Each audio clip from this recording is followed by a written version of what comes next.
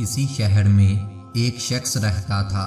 ایک روز اس نے اپنی بیوی سے کہا، میرا ارادہ ہے کہ آنے والے ہفتے میں 5 غریبوں کو کھانا کھلاؤں۔ بیوی نے سنا تو غصے میں پاگل ہو گئی۔ اگر اپنے کھانے کے لیے ہے تو ضروری نہیں کہ غریبوں میں بانٹ دے۔ آپ تو ایسے کہہ رہے ہیں جیسے ہمارے گھر میں قارون کا خزانہ ہے۔ شوہر نے کہا کہ گھر میں 2 بوری چاول، 4 بوری آٹا، 2 ڈبے گھی اور اس طرح کا سارا سامان موجود ہے۔ اس کے علاوہ زیادہ نہ صحیح تھوڑی سی رقم بھی ہے، لیکن وہ بہت ہے۔ اگر اس میں سے کچھ رقم خرچ کر دی جائے تو کیا حرج ہے؟ ہمارے پاس ضرورت سے زیادہ سامان ہے، اسی لیے غریبوں کو کھانا کھلانا ضروری ہے۔ کہنے لگا، چلو میں تمہیں اپنا ایک قصہ سناتا ہوں، ذرا غور سے سنو۔ ایک شکاری شکار کھیلنے جنگل میں چلا گیا۔ تھوڑی دیر کے بعد اس نے ایک تیر مار کر ہرن کو زخمی کر دیا۔ ہرن بیچارہ گر پڑا۔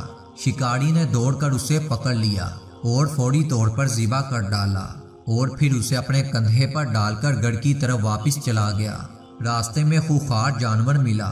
شکاری نے اپنی جان بچانے کے لیے ہرن کو نیچے رکھا اور اس جانور کی طرف تیر چلا دیا۔ وہ جانور بری طرح زخمی ہوا، لیکن بھاگنے کی بجائے اس نے شکاری پر حملہ کر دیا اور شکاری دیکھتے ہی دیکھتے مر گیا۔ وہ جانور بھی تیر کے زخم کی وجہ سے وہیں مر گیا۔ تینوں لاشیں وہاں پڑی ہوئی تھیں۔ اسی سنا میں ایک بھیڑیا آیا جو کہ کئی دنوں سے بھوکا تھا۔ اس نے تینوں لاشوں کو دیکھا تو بہت خوش ہوا۔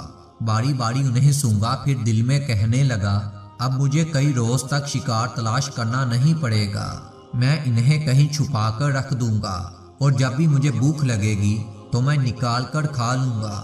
پھر اس نے خونخوار جانوروں میں پیوست ہو کر دوسری طرف نکلے ہوئے تیروں کو سونگھا اور سوچنے لگا، یہ بھی کسی جانور کا سوکھا ہوا گوشت ہے، کیوں نہ اسے پہلے کھا لیا جائے۔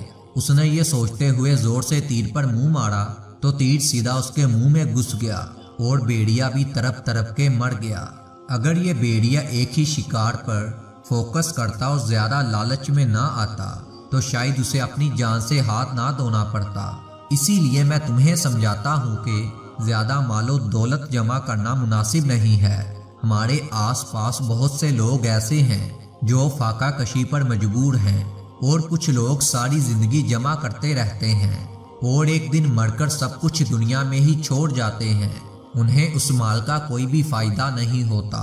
بیوی اس نصیحت کو سن کر بہت شرمندہ ہوئی اور کہنے لگی، آپ ٹھیک کہتے ہیں، اب آپ مجھے کچھ اور سامان لا دیں، میں خود اپنے ہاتھوں سے کھانا تیار کروں گی اور غریبوں کو جا کر کھلاؤں گی۔